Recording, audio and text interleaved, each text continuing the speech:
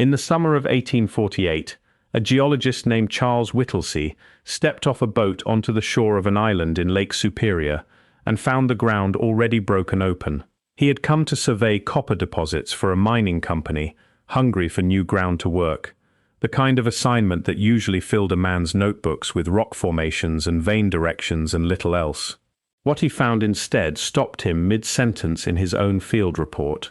Scattered across the island were thousands of shallow pits, some no deeper than a grave, others sunk 20 feet into solid rock, arranged in patterns that followed the copper veins with a precision no accident could explain.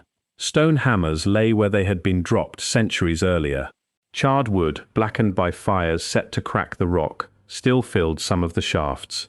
Whittlesey was not looking at a geological curiosity, he was looking at an industry, and it had been abandoned so long ago that the forest above it had grown to full height, died, and grown again in its place. He wrote down what he saw, filed his report with the institutions that funded such surveys, and asked the question that has followed the island ever since. If people mined copper here on this scale, for this long, where did all of it go? The company that had sent him was less interested in the answer than in the veins themselves, and within a few years its crews were already tunneling straight through the ancient workings to reach whatever copper the old miners had left behind. If you're enjoying this story so far, don't forget to hit the like button and subscribe. Drop a comment telling me where in the world you're watching from. I love hearing from you. Isle Royale sits nearly 50 miles from the nearest mainland shore, a long spine of rock and spruce forest in the coldest, deepest of the Great Lakes. It is remote even now, reachable only by boat or seaplane, and for most of the year it empties out almost entirely. Reaching it a century and a half before Whittlesey's survey would have meant open water crossings in bark canoes with no guarantee of a safe return. Whoever mined the island's copper did not stumble onto it. They had to know it was there, know how to reach it, and know how to survive there long enough to work it season after season. The metal itself explains part of the draw. Lake Superior copper is not the kind that has to be smelted out of ore. It exists as pure, native metal, sometimes lying loose at the surface, sometimes running through the rock in veins a practiced miner could follow by the ring of a hammer against stone, a sound that ordinary rock never quite makes. Almost nowhere else in North America, and almost nowhere else on Earth, does copper occur in a form this workable and in quantities worth organizing a mining operation around. The people who discovered that first left no pottery behind, no permanent villages, almost nothing that later generations of archaeologists could read easily. What they left were the pits, thousands of them, cut across Isle Royale and the Keweenaw Peninsula on the mainland shore, and stone hammers by the thousands more, grooved and worn smooth from use, set down and never picked back up. Archaeologists eventually gave the people who dug these pits a name, the Old Copper Complex, though the label describes a technology more than it describes a single nation or a single language. The mining itself appears to stretch back considerably further than the textbooks used to allow. Geochemists studying sediment cores pulled from lake beds on and around Isle Royale have identified chemical traces of copper working reaching back roughly 7,000 years, a signal preserved in the mud that rises and falls with how intensively the ancient miners were working the rock above. That timeline places the first Lake Superior copper miners among the oldest metalworking traditions documented anywhere in the world, shaping the metal cold by hammering and periodic annealing into knives, awls, fish hooks, spear points, and ornaments long before comparable metalworking appeared around the eastern Mediterranean. The scale of the operation grew across centuries. Pits multiplied along the island's ridgelines and across the peninsula. Fires were set against exposed rock faces to crack them, water thrown on the heated stone to split it further, and the loosened rock hauled out with stone mauls and wooden levers, work that left calluses the archaeological record can no longer show, but that the tools themselves make impossible to doubt. None of this happened in isolation. Whoever organized the mining organized transport as well, because copper pulled from a cold island in the middle of Lake Superior had to travel, by canoe and overland trail, before it could reach anyone able to use it. The camps themselves, on the rare occasions archaeologists have located and excavated them, tell a consistent story about how the work was organized. Fire-cracked rock lies scattered near hearths on protected coves and low ridgelines, evidence of cooking rather than smelting, since the miners had no need to melt the metal they worked. Copper awls, fish hooks bent from single strips of hammered metal, and the occasional finished spear point turn up in these campsites alongside more ordinary stone tools, suggesting the miners were not a separate specialized class, living apart from everyone else but ordinary hunting and fishing communities who added copper extraction to a yearly round that already included fishing the lake in summer and moving inland for winter game. That pattern, metalworking folded into an existing seasonal economy rather than replacing it, distinguishes the Lake Superior tradition from most of the early Metal Ages studied elsewhere in the world, where mining tends to appear alongside the rise of specialized labor, standing armies, and centralized authority. Nothing in the Isle Royale record points toward a king, a capital, or a standing workforce. It points instead toward a durable, decentralized tradition passed down through generations of ordinary families who happen to live within reach of a metal nowhere else on the continent offered in comparable form. The pits themselves follow a logic that becomes obvious only once enough of them have been mapped together. They do not scatter randomly across the island's surface.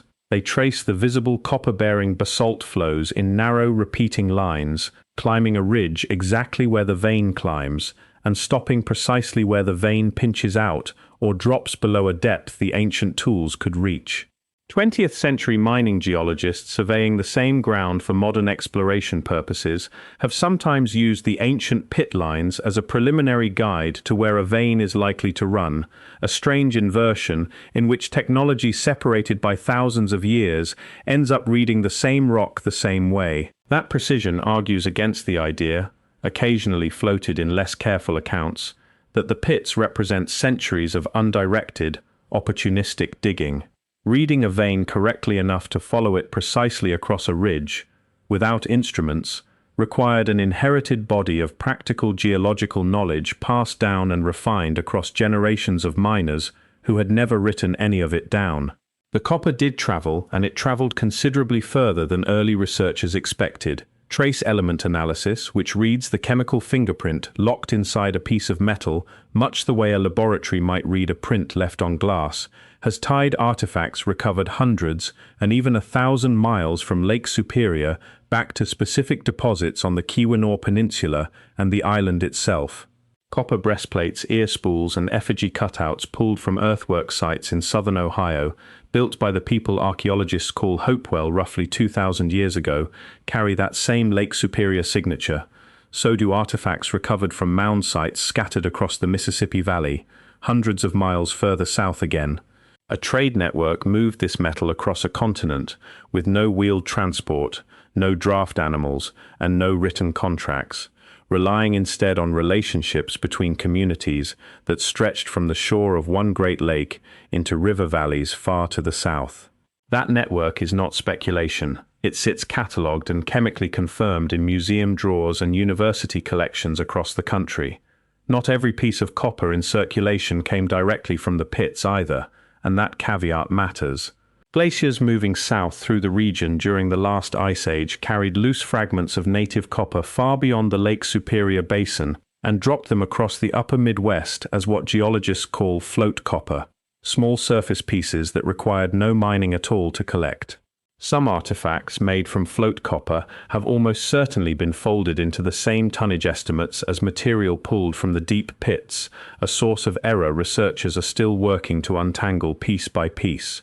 That untangling matters because the central open question in this story is one of volume, and the volume has been argued over for more than a century. 19th century surveyors, working from the sheer number of pits and the depth of the largest shafts, produced early estimates of how much copper had been removed from the ground over the centuries of mining, and those estimates grew with every retelling, climbing from cautious figures into numbers that by the time they reached popular writing had swollen into the hundreds of millions of pounds. Later archaeologists pushed back hard against those inflated figures. The researcher Susan Martin, who spent years re-examining the Lake Superior copper record in detail, argued that the popular tonnage estimates rest on shaky arithmetic and outdated survey methods that treated every visible pit as though it had been fully excavated, when many were shallow test cuts that never reached ore at all. Her work does not close the question so much as reopen it on more careful ground. Somewhere between the smallest conservative estimate and the largest, most exaggerated one lies an amount of copper that still cannot be fully accounted for by what museums, private collections, and documented archaeological sites have actually recovered. The artifacts that survive give some sense of what all that labor was for. Reel-shaped gorgets, hammered copper celts shaped like small axe heads, and long tapered awls have turned up not only at Hopewell sites in Ohio, but at Poverty Point in Louisiana, a monumental earthwork complex built well over 1,000 years before the Hopewell culture existed, and at Adena burial mounds scattered through the Middle Ohio Valley centuries earlier still.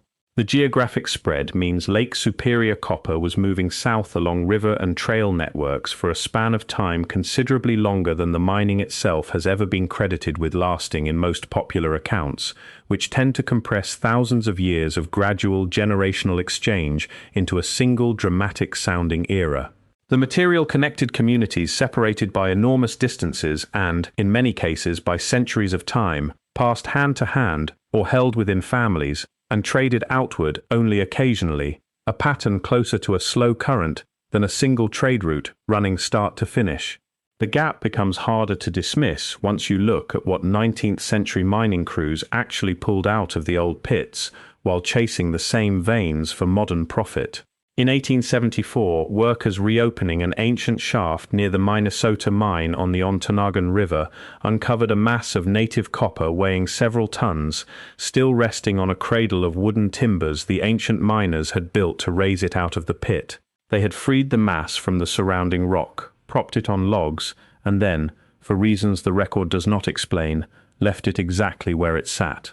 The timber alone tells part of the story. Cutting, shaping, and positioning logs strong enough to bear that kind of weight required tools, planning, and a crew large enough to do the work safely, all of it accomplished without metal axes or iron rope. Wood recovered from similar shafts elsewhere on the peninsula has since been radiocarbon dated, confirming ages that stretch back well over 1,000 years in some cases, and considerably further in others, a range wide enough to suggest the mining was not a single burst of activity, but a tradition carried forward across many generations, rising and falling in intensity as conditions on the lake changed. What happened to most of that physical record afterward is not a mystery hidden away somewhere. It happened in plain sight, recorded almost as an afterthought in the same mining company ledgers that logged ore output and payroll. Companies like the Quincy Mining Company and the operators of the Cliff Mine on the Keweenaw Peninsula built their 19th century fortunes by driving new shafts directly through ground the ancient miners had already worked, following the same veins the old pits had marked out for them centuries earlier. Where an ancient pit sat squarely over a rich seam, crews tunneled straight through it, clearing out timber, stone tools, and whatever copper masses remained, logging the discovery in a paragraph or two before returning to the ordinary business of extraction. Some finds were donated afterward to regional historical societies. Others were melted down along with the surrounding ore, indistinguishable once they reached the smelter from copper mined that same week. There was no coordinated effort to excavate the ancient workings before destroying them, no institutional mandate requiring it, because in the 1850s and 60s, the discipline of American archaeology barely existed in any formal sense, and certainly held no authority over an active commercial mine. Whittlesey's own report, published in 1863 under the Smithsonian Institution's imprint, reads at points like a warning issued too late. He described pits already collapsing under modern blasting, timber already hauled off for firewood, and workings that would not survive another decade of continued mining. Nobody with the standing to slow that process down was looking closely enough to try. If you're hooked on this story, make sure to subscribe and turn on notifications so you never miss an upload. Your support means everything and helps me bring you more emotional stories like this one. The Minnesota mine discovery was not an isolated event. Similar finds turned up at the Cliff Mine and at the National Mine further south along the peninsula, through the 1850s and 60s, each one a mass of native copper resting on ancient timber, cribbing inside a shaft that modern crews had reopened while chasing the same vein. Mining company officials at the time treated these discoveries as curiosities worth a brief mention in a letter or a company report, sometimes worth preserving a sample of the timber or a stone hammer for a local museum, but never worth halting production to document properly. The economic pressure driving that choice was straightforward. Copper prices through the middle of the 19th century were high enough to justify enormous capital investment in shaft mining, and every week spent documenting an archaeological curiosity was a week not spent extracting ore that shareholders in Boston and New York expected to see turned into dividends. The ancient pits were, from a company's perspective, useful mainly as a map, a rough guide to where the richest veins were likely to run, since the old miners had already done the work of locating them without the benefit of modern geology. One piece of Lake Superior copper did travel east under close institutional attention, and its path shows what happened when the record was preserved rather than destroyed. A mass of native copper weighing roughly 3.5 tons had rested for generations on the bank of the Ontonagon River, known to Ojibwe communities in the region, well before any surveyor wrote it down, and mentioned by fur traders passing through the area as early as the 1770s. In 1843, a speculator named Julius Eldred organized an expedition to physically remove the boulder from its resting place, hauling it overland and by water toward the settlements to the south. The removal set off a dispute over who actually owned it, since Eldred had purchased a claim to the site from local leaders, but the land itself technically still belonged to the federal government under treaty terms that had not yet been finalized. The argument worked its way through courts and through Washington, and the boulder itself sat crated for years while the ownership question was settled.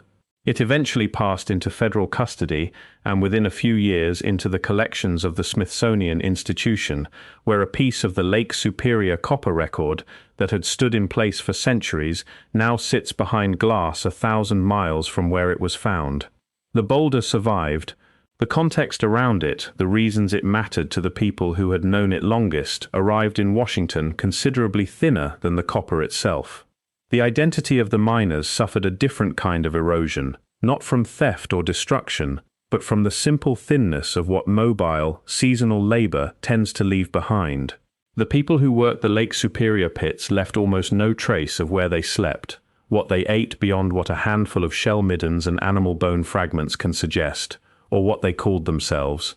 They were not mound builders in the Ohio Valley sense, leaving giant earthen monuments that later generations could not ignore. They were, by all appearances, small mobile groups who came to the island and the peninsula seasonally, mined intensively for weeks or months at a stretch, and then moved on, carrying finished tools and raw copper back into a wider world that has left far more archaeological trace than the mining camps themselves ever did. That absence is not evidence of concealment. It is simply what seasonal mobile work leaves behind, a scatter of hammerstones and charcoal rather than a city. But it means the central question, who these people were, and what happened to the intensity of their mining after roughly 3,000 years ago, when the pace of extraction measured in the lakebed sediment drops off sharply, has never had a clean or final answer. Ojibwe communities on the south shore of Lake Superior still hold Minong, the island now known as Isle Royale, as an ancestral place, and oral tradition among them describes a connection to people who worked the copper long before any European ship reached the lake. That tradition has rarely been weighed by outside institutions alongside the sediment cores and the radiocarbon dates with the seriousness it deserves, even though it points toward roughly the same conclusion the physical record suggests on its own: a long and continuous relationship between the people of the lake and its copper, thinned by outside contact, rather than ended by any sudden disappearance. What actually happened to the mining, then, looks less like a single event and more like a long recession, one whose exact cause nobody has confirmed. Some researchers point to climate. The centuries when Isle Royale mining ran hottest coincide with a warmer, more stable stretch of the broader climate record. and a cooling shift afterward could have made both the long seasonal travel and the summer camps needed to work the pits considerably harder to sustain year after year. Others point to changing trade patterns, arguing that as agriculture spread through the Ohio and Mississippi valleys and new goods rose in value across those networks, the incentive to keep organizing long expeditions to a remote island for a metal that could not be eaten or planted gradually weakened over generations. Neither explanation requires anything sudden or catastrophic, and neither one is fully proven. What the sediment record does show clearly is a steep drop in mining intensity roughly 3,000 years ago, followed by scattered, lower-level activity that continued in some form for a very long time afterward, well into the era when European traders finally reached the lake and began writing down what they saw. That continuity matters. The mines were never entirely abandoned. They were worked less, remembered longer than they were actively used, and eventually folded into a landscape that a surveyor like Whittlesey would encounter as ruins, without ever quite believing that word applied cleanly. He did not call the pits abandoned in his report. He called them old. That distinction, old rather than abandoned, is the hinge the rest of this story turns on. Whittlesey's report remains the closest thing this story has to a witness statement, not because he mined the copper himself, but because he was among the last outsiders to see the ancient workings largely intact before industrial mining tore through the majority of them within his own lifetime.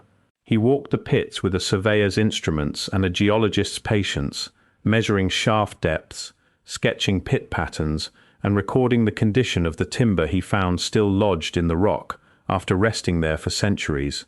He noted stone hammers by the hundreds, some grooved for hafting to a wooden handle, some simply held bare in the hand and swung until they cracked or wore smooth.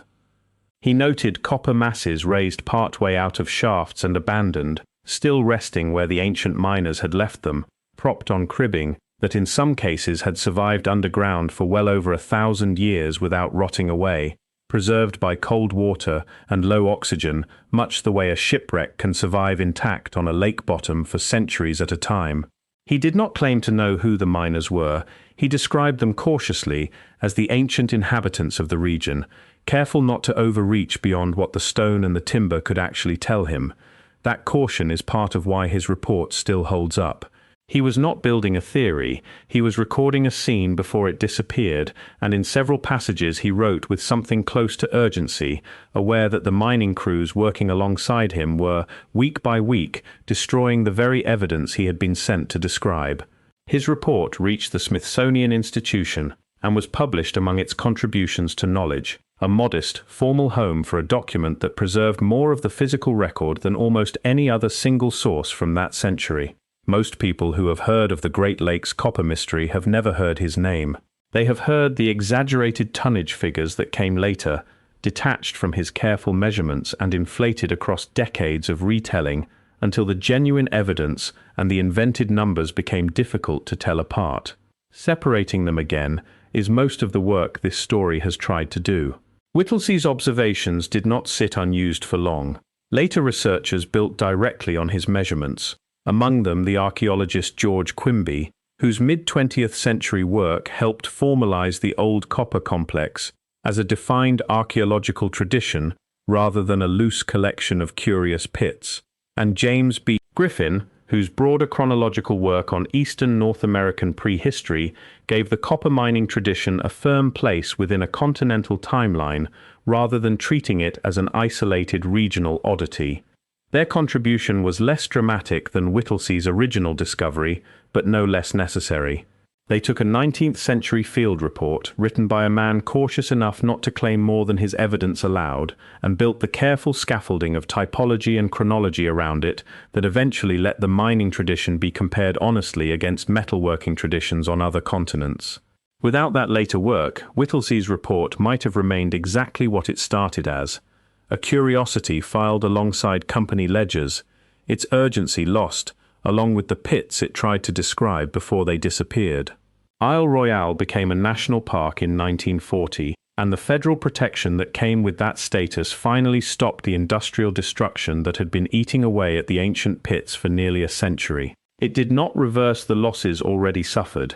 and it did not resolve the underlying question of volume, but it did preserve what remained.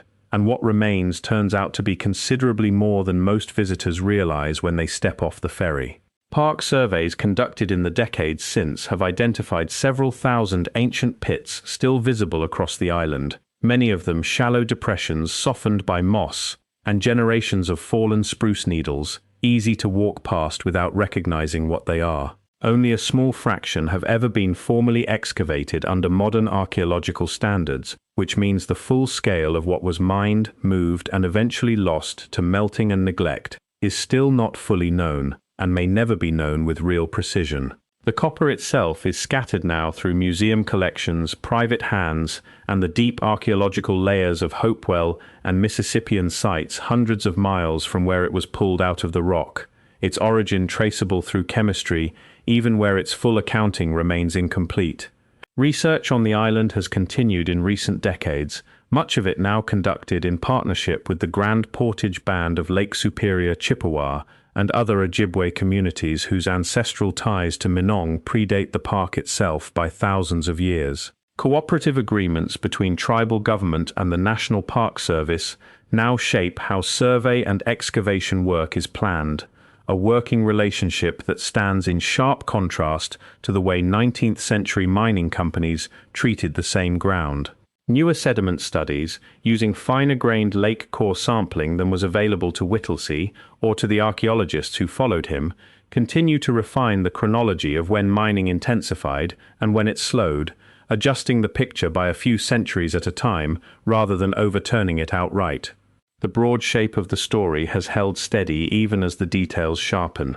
What has not changed, and may never fully change, is the gap between how much copper the pits could plausibly have produced and how much of it can actually be found and counted today. Roughly 25,000 people visit Isle Royale in an average year, a small number compared to parks reachable by road, kept low by the same cold water crossing that once made the mines difficult to reach and impossible to defend. Most who make the trip come for the hiking trails and the wolf and moose research the island is now equally known for, and walk directly over ancient pits without any marker to tell them what lies beneath the trail. Park rangers point a few of them out along the more popular routes, softened depressions ringed by moss, but the majority remain unmarked, protected as much by obscurity as by law. The pits themselves are the most honest record left. They do not argue for an inflated number or a modest one. They simply sit there, cut into the bedrock of a cold island in the middle of a lake, evidence of a mining tradition that ran for thousands of years, moved metal across a continent, and then slowed, gradually and without any single dramatic ending anyone has been able to identify, to almost nothing. Whittlesey walked away from that island convinced he had seen something the rest of the country did not yet understand. A century and a half later, standing on the same shore, that remains close to true. The forest has grown back over most of the pits. The lake is exactly as cold as it always was. And somewhere beneath the moss and the fallen needles, the shafts the old miners cut by hand are still there, waiting for anyone patient enough to count them properly. Thank you so much for watching until the end. If you loved this story, check out the other videos on your screen now. I think you'll really enjoy them. And don't forget to subscribe if you haven't already. See you in the next story.